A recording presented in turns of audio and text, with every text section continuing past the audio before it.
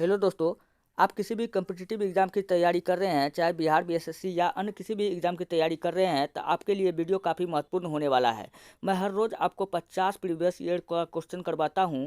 आज मैं आपको जीव विज्ञान का 50 क्वेश्चन कराऊंगा। इससे पहले मैंने 100 नंबर तक करा दिया था, अब मैं एक से आगे बढ़ता हूँ। तो चलिए, आपका पहला प्रश्न आपके सामने में है। निम्न का कारण विषाणु है। कुछ रोग दिया गया है ऑप्शन में, पूछ रहा है कि ये रोग जो है कौन सा विषाणु के कारण होता है। तो चलिए, पहला ऑप्शन है टिटनस। टिटनस जो है ये विषाणु से नहीं होता है। प्लेग ये तो जीवाणु से होता है।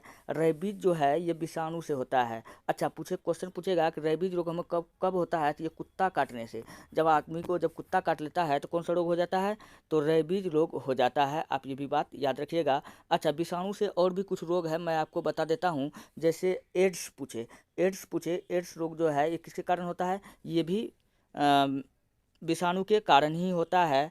और एड्स हो गया, और जोंडिस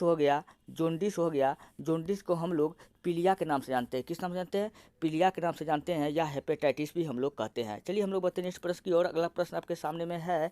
102 नंबर का क्वेश्चन है। रेशम के कीड़े का भोज्य पदार्थ क्या है। तो रेशम का कीड़ा कहता है क्या खाता है। तो रेशम का कीड़ा जो खाता है भैया, घास, फूल, शहतूत का पत्ती। ऑप्शन में देखिए क्या सब है, इनमें से कोई नहीं। तो रेशम का जो कीड़ा है वो शहतूत का पत्ती खाता है। क्या खाता है, शहतूत का पत्ती खाता है। इसलिए इसका ऑप्शन 3 बिल्कुल राइट होगा।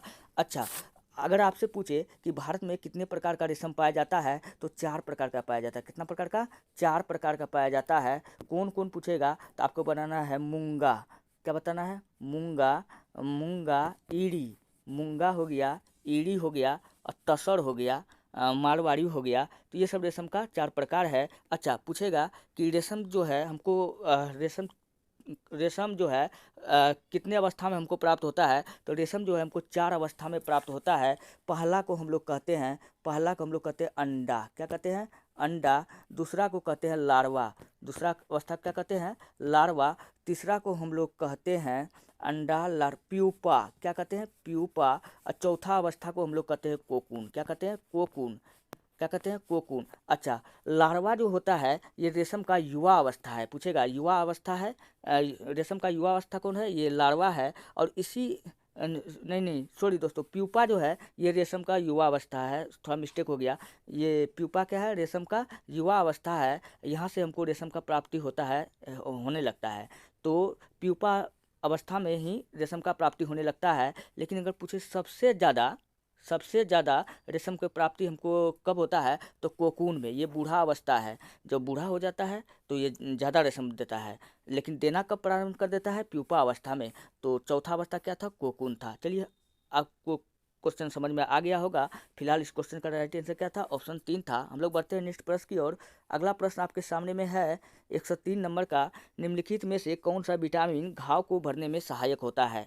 तो घाव को भरने वाला विटामिन कौन सा विटामिन है। ऑप्शन 1 में है विटामिन ए, ऑप्शन बी में है 2 में है विटामिन बी, ऑप्शन 3 है विटामिन सी, ऑप्शन 4 में है विटामिन डी। तो घाव को भरने वाला कौन सा विटामिन है, तो वो है विटामिन सी।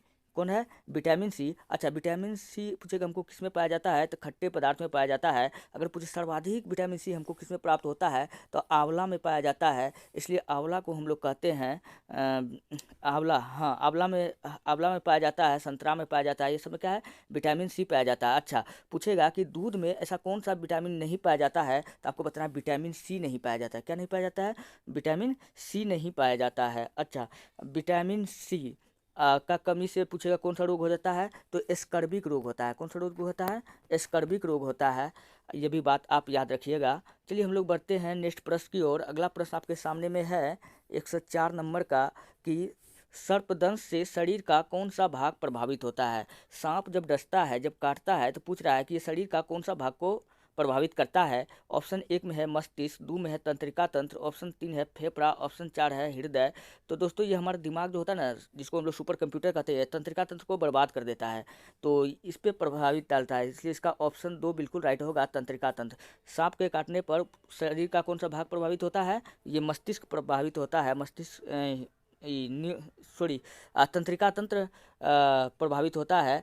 तो तंत्रिका तंत्र का अध्ययन पूछे क्या कहलाता है, तो आपको बताना न्यूरोलॉजी। क्या बताना है, न्यूरोलॉजी। अच्छा, और भी कुछ याद रखिएगा, तंत्रिका तंत्र का अगर मात्रक पूछे तो आपको क्या बताना है, न्यूरॉन। क्या बताना है, न्यूरॉन। चलिए हम लोग बढ़ते हैं नेक्स्ट प्रश्न की ओर। अगला प्रश्न आपके सामने में है 105 नंबर का। क्वेश्चन कहता है कि गाय का गर्भाकाल कितने दिनों का होता है। तो गाय का गर्भाकाल पूछ रहा है। ऑप्शन 1 में 280 दिन, ऑप्शन 2 में है 300 दिन, ऑप्शन 3 है 330 दिन, 4 है 340 दिन। गाय का जो गर्भाकाल होता है वो लगभग 270 दिन का होता है। कितना दिन का, 270। लेकिन इसके आसपास जो ऑप्शन हमको दिख रहा है, ऑप्शन 1 दिख रहा है। कौन दिख रहा है, ऑप्शन 1, इसलिए 280 हो जाएगा। अच्छा, गाय का दूध का रंग पूछेगा उजला क्यों होता है, तो आपको बताना है केसीन के कारण। किसके कारण, केसीन के कारण। और भी क्वेश्चन पूछे, गाय का दूध का रंग अगर पूछे पीला क्यों दिखाई देता है, तो आपको बताना किरोटीन के कारण। किसके कारण, किरोटीन के कारण। ये किरोटीन दोस्तों गाय का कुंवर में रहता है, गाय का कुंवर में यही प्रोटीन रहता है। अच्छा, और भी गाय से हम क्या क्वेश्चन निकाल सकते हैं। गाय को ऋग्वेद में अष्टकर्णी कहा गया है। क्या कहा गया है, अष्टकर्णी के नाम से पूछेगा। हम लोग किसको जानते हैं, तो हम लोग गाय को जानते हैं। कहाँ कहा गया है, ऋग्वेद में कहा गया है अष्टकर्णी। इसलिए आप गाय का कान को देखते होंगे लगभग 8 जैसा आकार का है, इसलिए इसका नाम क्या रखा गया है, अष्टकर्णी। चलिए हम लोग नेक्स्ट प्रश्न की ओर बढ़ते हैं। फिलहाल इसका राइट आंसर क्या था, 1 था, 280 दिन। चलिए हम लोग बढ़ते हैं 106 नंबर का प्रश्न। क्वेश्चन आपके सामने में है, किसी भी पेड़ की आयु ज्ञात की जा सकती है। पेड़ पौधा का आयु पूछ रहा है कि ज्ञात किया जाता है, कैसे किया जाता है। इसके तने की गोलाई को देखकर, ऑप्शन 2 है इसकी जड़ को देखकर, ऑप्शन 3 है इसकी ऊंचाई को देखकर, ऑप्शन है इनमें से कोई नहीं।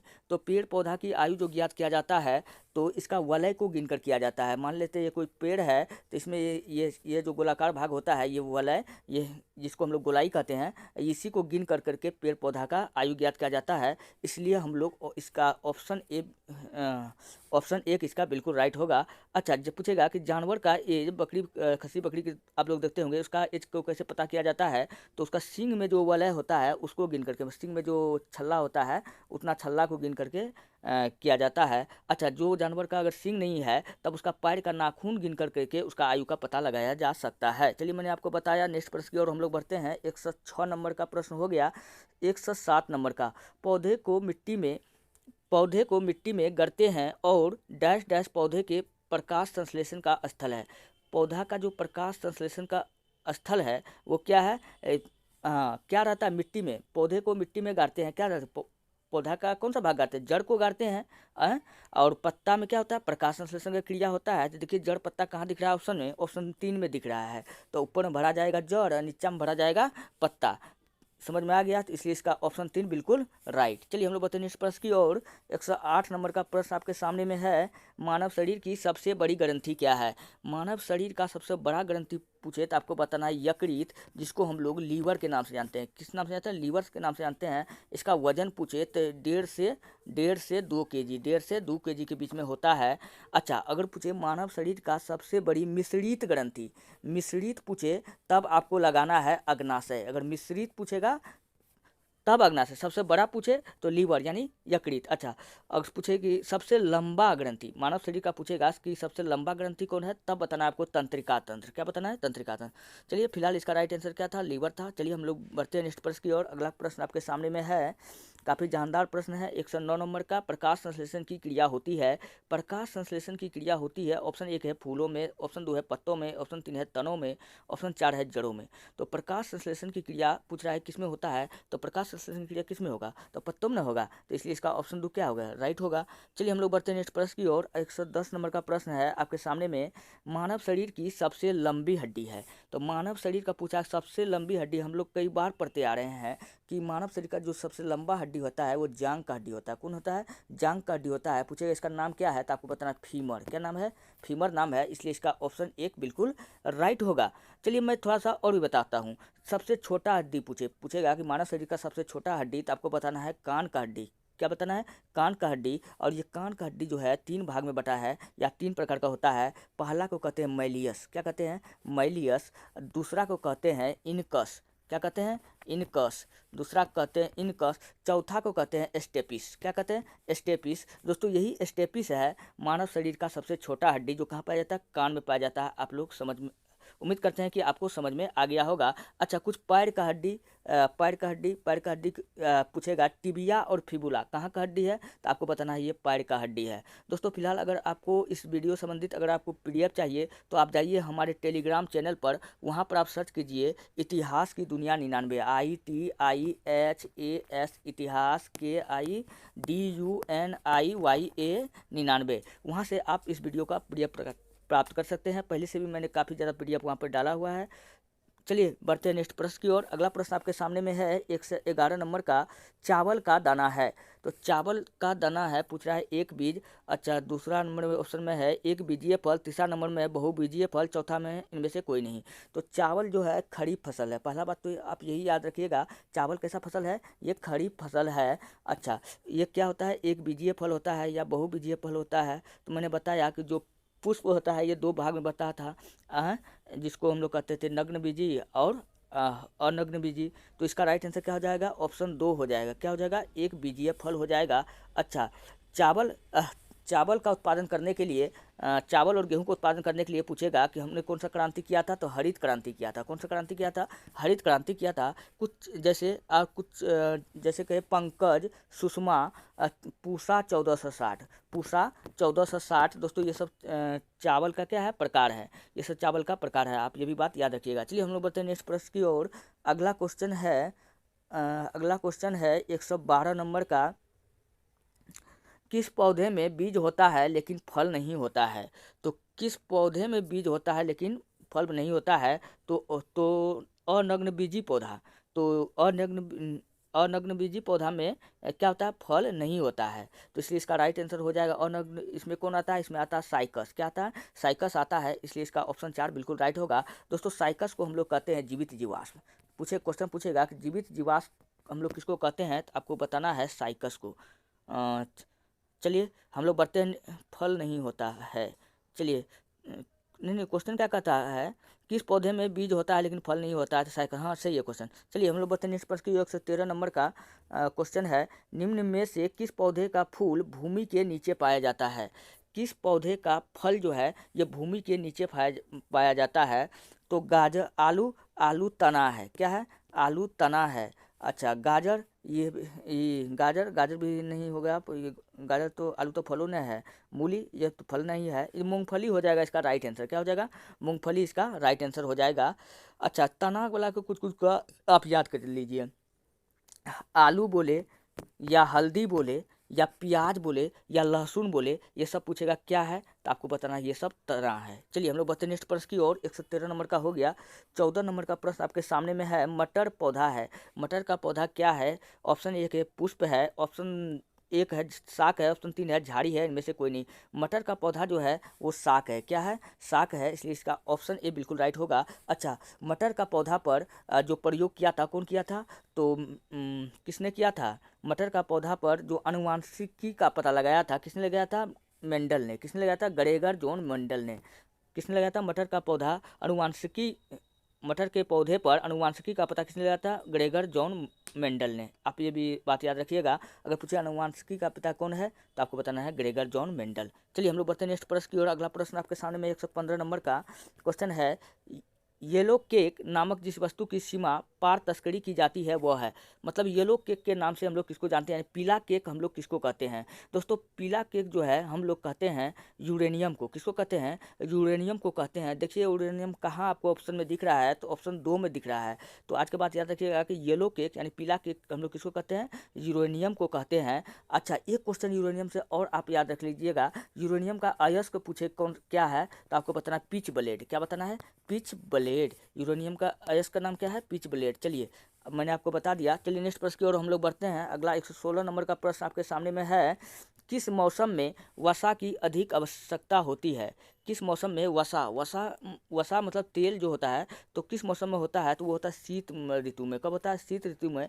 इसलिए इसका ऑप्शन 3 बिल्कुल राइट होगा। चलिए हम लोग बताएं नेक्स्ट प्रश्न की ओर। 117 नंबर का क्वेश्चन है, प्रकाश संश्लेषण की प्रक्रिया के लिए कौन सी गैस आवश्यक होती है। तो प्रकाश संश्लेषण की क्रिया के लिए हमें कौन सी गैस आवश्यक होती है, oxygen, hydrogen, nitrogen, carbon dioxide. तो कार्बन डाइऑक्साइड ये हमको कहाँ से मिल जाता है, वायुमंडल से। कहाँ मिल जाता है, वायुमंडल से। तो ये भी बात आप याद रखिएगा। पूछेगा कि वायुमंडल में पर कार्बन डाइऑक्साइड का मात्रा कितना है, तो 0.03%। कितना है? 0.03%। अच्छा, ऑक्सीजन का खोज पूछेगा किसने किया था, 1774 ईस्वी में।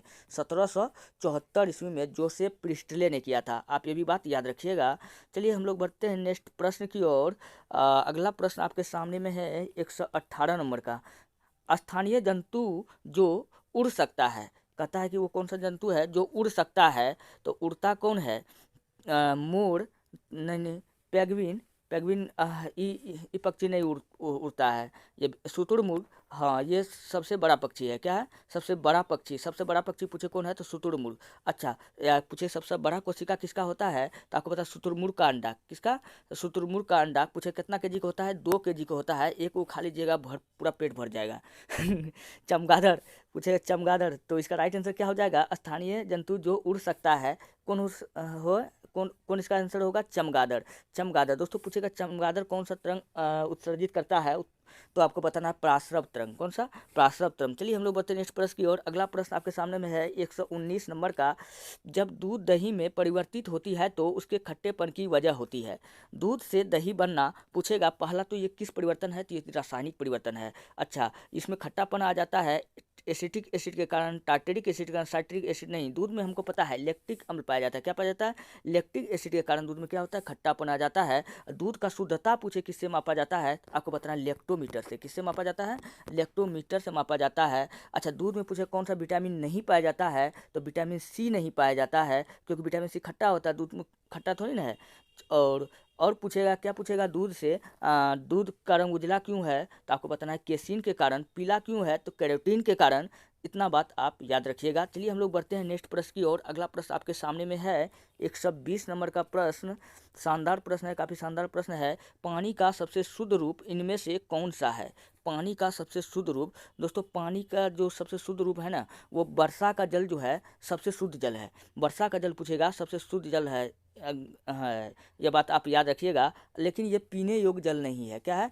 पीने योग्य जल नहीं है। क्यों ये पीने योग्य जल नहीं है? क्योंकि इसमें जो है खनिज लवण नहीं होता, खनिज लवण का अभाव होता है, इसलिए इसका ऑप्शन 3 बिल्कुल राइट होगा। सबसे शुद्ध जल पूछे तो वर्षा का जल। क्या बताना है? वर्षा का जल। चलिए हम लोग बढ़ते हैं नेक्स्ट प्रश्न की ओर। 120 नंबर हो गया। अगर दोस्तों आपको इस वीडियो संबंधी पीडीएफ चाहिए तो जाइए हमारे टेलीग्राम चैनल पर, वहाँ ज्वाइन कीजिए, इतिहास की दुनिया 99, वहाँ से आप पीडीएफ प्राप्त कर सकते हैं। चलिए 121 नंबर का प्रश्न आपके सामने में है। इनमें से किसमें प्रोटीन नहीं पाया जाता है? तो प्रोटीन किसमें नहीं पाया जाता है? तो चावल में तो पाया जाता है कार्बोहाइड्रेट। क्या पाया जाता है? कार्बोहाइड्रेट पाया जाता है। मांस में इसमें प्रोटीन पाया जाता है।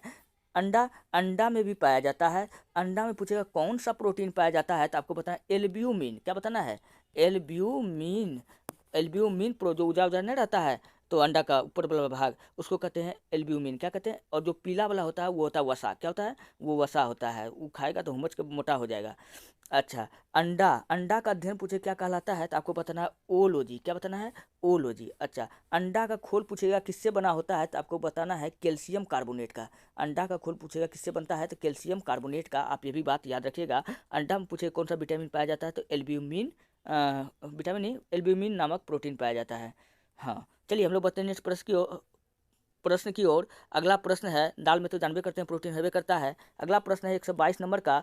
संतरे में कौन सा विटामिन पाया जाता है? तो संतरा होता है खट्टा। मैंने आपको बताया जब चीज़ खट्टा होगा उसमें क्या पाया जाएगा? विटामिन सी पाया जाएगा। विटामिन सी से आप एक बात और याद रखिए, इसको गर्म करने पर पूछेगा कि ऐसा कौन सा विटामिन है जिसको गर्म करने पर नष्ट किया जा सकता है, वो है विटामिन सी। अच्छा, विटामिन डी को हम लोग कहते हैं कैल्सीफेरॉल। क्या कहते हैं? कैल्सीफेरॉल। इसका कमी से पूछे कौन सा रोग होता है, तो बताना रिकेटस, जिसको हम लोग सूखा रोग के नाम से जानते हैं। विटामिन ए का कमी से होता है रतौंधी। विटामिन बी के कमी से होता है बेड़ी बेड़ी, ये तो बता ही चुके हैं। अच्छा, विटामिन सी, ऐसा कौन सा विटामिन है जो हार्मोन है, तो आपको बताना विटामिन डी। ऐसा कौन सा विटामिन है जो हार्मोन है, तो विटामिन डी। और विटामिन सी से क्या क्वेश्चन आएगा कि विटामिन सी, चलिए या इतना ही काफ़ी है। अच्छा, विटामिन डी हमको कहाँ से प्राप्त होता है? सूर्य की रोशनी से प्राप्त होता है। आप ये भी बात याद रखिएगा। विटामिन सी को हम लोग क्या कहते हैं? Ascorbic acid. चलिए हम लोग बढ़ते हैं 123 नंबर के प्रश्न की ओर। क्वेश्चन आपके सामने में है, फाइलेरिया किसके कारण होता है? फाइलेरिया किसके कारण होता है? तो फाइलेरिया जो होता है दोस्तों, एक मच्छर होता है जो काट लेता है ना, तो आपका पैर जो होता है बहुत बड़ा फूल जाता है, मतलब बहुत बड़ा हो जाता है, मोटा जाता है, इसलिए फाइलेरिया को हम लोग कहते हैं हाथी पाँव रोग। क्वेश्चन पूछेगा कि हाथी पाँव रोग हम लोग किसको कहते हैं, तो आपको बताना है फाइलेरिया। पूछेगा ये कैसे होता है, बैक्टीरिया से नहीं, प्रोटोजोआ से नहीं, वायरस से भी नहीं, मच्छर से होता है। किससे होता है, मच्छर से होता है। उस मच्छर का नाम हमें अभी याद नहीं आ रहा है, किसी दिन मैं आपको बता दूंगा, या आप चाहिए तो आप कमेंट में कर दीजिए, मैं बाद में लिख दूंगा। चलिए अगला प्रश्न की ओर हम लोग बढ़ते हैं। अगला प्रश्न आपके सामने में है, हरे पौधे द्वारा भोजन तैयारी की प्रक्रिया को क्या कहा जाता है। हरे पौधा जो भोजन बनाता है, इस प्रक्रिया को बचपन से हम लोग पढ़ते आ रहे हैं, प्रकाश संश्लेषण कहते हैं। क्या कहते हैं, प्रकाश संश्लेषण कहते हैं। पेड़ पौधा जिस विधि द्वारा भोजन बनाता है उसे हम लोग प्रकाश संश्लेषण कहते हैं। अच्छा, पूछेगा पेड़ पौधा जो सांस लेता है किस विधि द्वारा लेता है, तो अन्य ने किससे लेता है, तो आपको बताना है रंध्र से लेता है। रंध्र, पत्ता में जो छेद होता है उसी को हम लोग कहते हैं रंध्र। इसी के द्वारा पेड़ पौधा क्या करता है, सांस लेता है। अच्छा, ये वो प्रकाश संश्लेषण के द्वारा खाना बनाता है, आप ये भी बात याद रखिएगा। चलिए हम लोग बढ़ते हैं नेक्स्ट प्रश्न की ओर। 125 नंबर का प्रश्न आपके सामने में है, मानव की श्वसन प्रणाली के हिस्से होते हैं। श्वसन प्रणाली का हिस्सा पूछ रहा है कौन सा है, लार, पेट, नाक, फेफड़ा, काइम, एमालेज, 4 है लार, पित्त। तो इसका राइट आंसर नाक और फेफड़ा हो जाएगा। क्या हो जाएगा, नाक और फेफड़ा हो जाएगा। ऑप्शन 2 इसका बिल्कुल राइट हो जाएगा। चलिए हम लोग बढ़ते हैं नेक्स्ट प्रश्न की ओर। 126 नंबर का प्रश्न आपके सामने में है, गैस और जल वाष्प के मंडल को क्या कहा जाता है। गैस और जल वाष्प के मंडल को क्या कहा जाता है, उसको कहते हैं वायुमंडल। क्या कहते हैं, वायुमंडल कहते हैं। अब क्वेश्चन पूछेगा कि वायुमंडल में सर्वाधिक कौन सा गैस पाया जाता है, तो आपको बताना है नाइट्रोजन। कौन बताना है, नाइट्रोजन। पूछे कितना पाया जाता है, तो आपको बताना 78%। कितना पाया जाता है, 78%। उसके बाद कौन सा गैस पाया जाता है, तो ऑक्सीजन पाया जाता है। ऑक्सीजन पूछे कितना प्रतिशत, तो 21%। कितना होगा, 21% क्या पाया जाता है, ऑक्सीजन पाया जाता है। फिर उसके बाद में कार्बन डाइऑक्साइड पूछेगा, कार्बन डाइऑक्साइड कितना पाया जाता है, CO2 कितना पाया जाता है, ये पाया जाता है 0.03%। आप ये भी बात याद रखिएगा। चलिए 127 नंबर का प्रश्न की ओर बढ़िए। क्वेश्चन आपके सामने में है, वसा और तेल है। वसा और तेल पूछ रहा है कि ये क्या है, कार्बोहाइड्रेट है, गलत बात। प्रोटीन है, प्रोटीन भी नहीं है। लिपिड है, ये क्या है दोस्तों, एक लिपिड है। अच्छा, अगर आप तेल को पानी में मिलाइएगा तो ये पूरा तरीका से नहीं मिलेगा, मिलबे नहीं करेगा, तो इसलिए क्या है, ये लिपिड है। आप ये बात याद रखिएगा। अच्छा, चावल क्या है, कार्बोहाइड्रेट है, आप ये भी बात याद रखिएगा। चलिए हम लोग 128 नंबर का क्वेश्चन की ओर बढ़ते हैं। वायरस के कारण कौन सी बीमारी होती है। तो वायरस के कारण मैंने बताया था पहले नंबर का क्वेश्चन में, वायरस के कारण होता है रैबीज। रैबीज, रैबीज बोले या रैबीज बोले या पीलिया बोले, क्या बोले, पीलिया बोले या जोंडिस बोले, ये सब किसके कारण होता है, या एड्स बोले, ये सब रोग किसके कारण होता है, ये सब वायरस के कारण होता है। इसलिए इसका ऑप्शन 3 बिल्कुल राइट होगा। अच्छा, मलेरिया जो रोग फैलता है कौन मच्छर के काटने से फैलता है, तो मादा एनफ्लूएंजा मच्छर के काटने से फैलता है। और क्षय रोग को हम लोग टीबी कहते हैं। क्या कहते हैं, टीबी कहते हैं, या इसी को हम लोग कहते हैं तपेदिक, या इसी को कहते हैं यक्षमा। टीबी बोले या तपेदिक बोले या अक्षमा बोले या क्षय रोग बोले, ये सब किसका नाम है, टीबीए का नाम है। तो ये सब बात आप याद रखिएगा। अच्छा, डायरिया को हम लोग कहते हैं अतिसार। डायरिया को हम पूछेगा हम लोग किस नाम से जानते हैं, अतिसार के नाम से जानते हैं। ये दूषित जल का सेवन करने से ये फैलता है। 128 नंबर का प्रश्न हो गया। तो इसका राइट आंसर क्या था, तो चेचक जो है, चेचक क्या है, ये वायरस के कारण फैलता है। चलिए हम लोग 129 नंबर का प्रश्न की ओर बढ़ते हैं। क्वेश्चन आपके सामने में है, विटामिन सी का सबसे प्रचुर स्रोत है। तो विटामिन सी पूछ रहा है कि सर्वाधिक किसमें पाया जाता है, तो आंवला। क्या हो गया, आंवला। विटामिन सी का कटोरा कौन है, आंवला है। आंवला में सर्वाधिक विटामिन सी पाया जाता है। अच्छा, आंवला का उत्पादन पूछेगा सर्वाधिक कहाँ का, कौन कौन राज्य करता है, आपको बनाना उत्तर प्रदेश। कौन करता है, यूपी करता है। कौन करता है, उत्तर प्रदेश करता है। उत्तर प्रदेश का कौन जिला करता है, प्रतापगढ़। आपको बताना है, क्या बताना है, प्रतापगढ़। चलिए, अंगूर, अंगूर का उत्पादन क्या कहलाता है, विटीकल्चर। अंगूर उत्पादन पूछे क्या कहलाता है, अंगूर उत्पादन विटीकल्चर। अच्छा, पूछेगा कि दुनिया का सबसे मीठा फल कौन सा है, तो अंगूर है। क्या है, अलग बात है जब कोनो अंगूर खट्टा भी होता है, लेकिन अंगूर का जो शर्करा है सबसे मीठा होता है फल में। चलिए हम लोग बढ़ते हैं नेक्स्ट प्रश्न की ओर। अगला प्रश्न आपके सामने में है, 130 नंबर का क्वेश्चन आपके सामने में है, परिस्थितिकी शास्त्र द्वारा क्या अध्ययन होता है।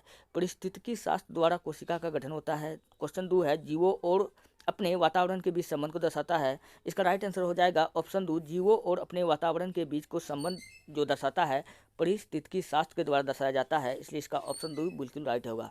चलिए दोस्तों, ये रहा आज का कुछ प्रश्न। मैं कल फिर आपको 50 क्वेश्चन करवाऊंगा। आज थोड़ा 50 नहीं करवा पाए, चलिए कोई बात नहीं। अगर आपको फिलहाल अगर PDF चाहिए इस वीडियो का, तो आप जाइए हमारे टेलीग्राम चैनल पर, वहाँ आप लिखिए ITIHAS इतिहास, KIDUNIYA